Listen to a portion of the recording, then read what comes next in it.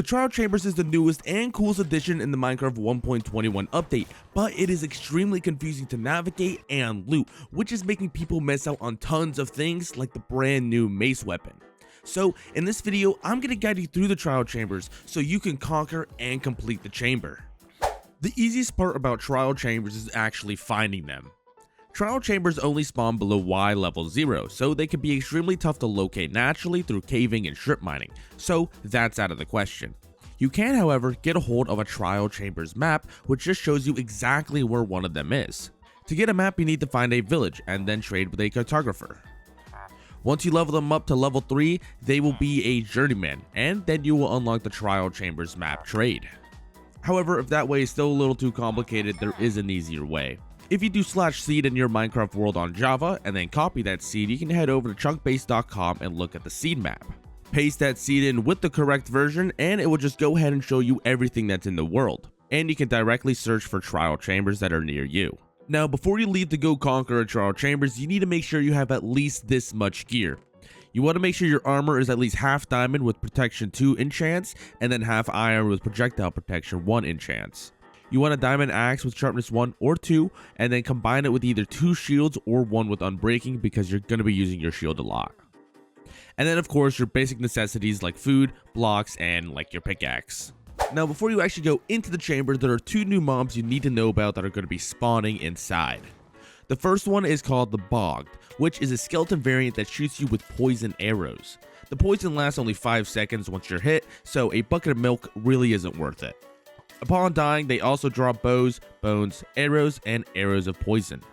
The second mob is the Breeze, which is honestly one of the coolest mobs added in a really long time. The Breeze throws gusts of wind at you, which both throws you up and activates buttons, doors, or other mechanics around you. The gust of wind only does half a heart when it hits you, however, you do take a lot of fall damage when you're knocked away. You can also hit the wind back at the Breeze to counter it, similar to a ghast. One of the hardest parts about fighting the Breeze is that all the projectiles don't work on it, which includes the trident, so you have to get close to melee it. When you finally kill the Breeze, they drop breeze rods, which can be crafted into wind charges, which is one of the new movement items added to this update. Now, once you're inside the chambers, there are going to be 4 different types of dungeon rooms that you are going to come across. The first one is the melee room, which has spawners with zombies, husks, and spiders. The second room is called the small melee room, which has slimes, silverfish, baby zombies, and cave spiders. And the third is called the ranged room, which has strays, skeletons, and the Bogged. All 3 of these rooms will also have an additional Breeze spawner. And the final room is the corridor, which follows none of these rules and just has a random selection from the mob list.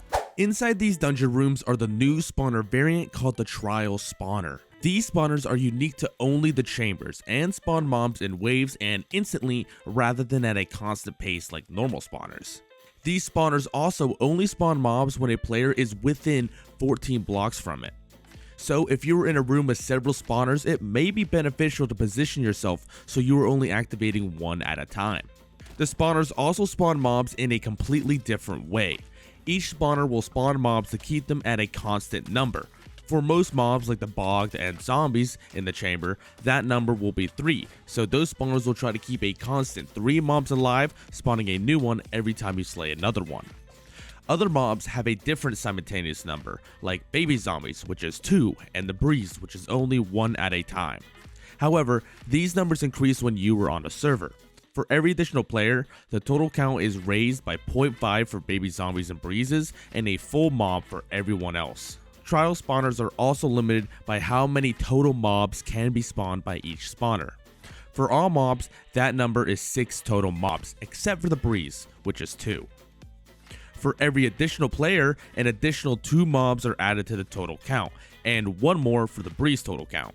When a spawner hits its total mob count, it has been completed and there is a 50% chance you get a trial key or a 50% chance you get one of these other pieces of loot.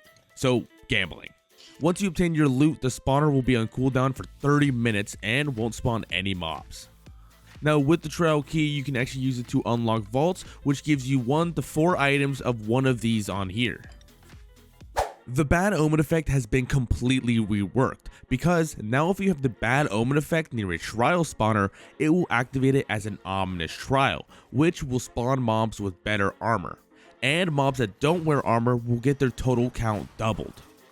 The ominous spawners will also start to summon projectiles and lingering potions throughout the fight in an attempt to both aid and harm you, but mostly harm.